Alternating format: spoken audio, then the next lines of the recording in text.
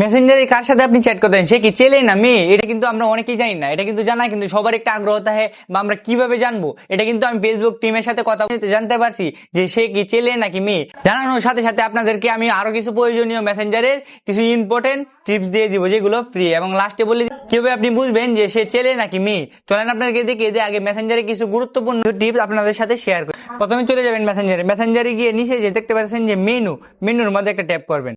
Settings এর উপর একটা ট্যাপ করবেন। সেটিংসে ট্যাপ করার পরে তা একটু স্ক্রল করে নিচে আসবেন।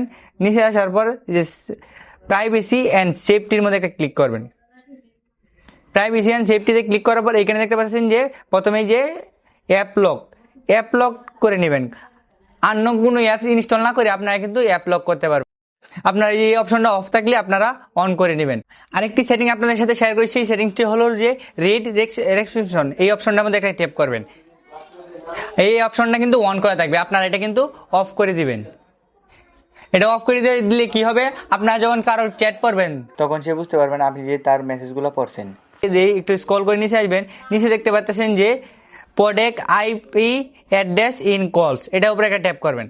ট্যাপ করার পর এই অপশনটা অন করে দিলে কি হবে, এই অপশনটা যদি আপনারা অন করে দেন আপনার লোকেশন কিন্তু কেউ ট্যাগ করতে পারবে না। এবং প্রথমে আমি বলছিলাম যে আপনি যার সাথে কথা বলবেন সে কি ছেলে নাকি মেয়ে, ফেসবুক আমাকে যা বললো যে আপনারা যদি জানতে চান সেই বিষয়টা সে ছেলে নাকি মেয়ে, তার সাথে সরাসরি কথা বলতে হবে। সরাসরি বলতে আস্তে আস্তে খুব সাবধানতার সাথে তার সাথে গিয়ে বাস্তবে দেখা করতে হবে, মানে সরাসরি দেখা করতে হবে। এছাড়া কিন্তু কোনো উপায় নেই তার সাথে দেখা করা। আজকের মতো বিদায় নিলাম, দেখা হবে নতুন কোনো ভিডিওতে। পরবর্তী ভিডিও পর্যন্ত ভালো থাকবেন, সুস্থ থাকবেন। আজকের মতো এই পর্যন্তই, খুদা হাফেজ।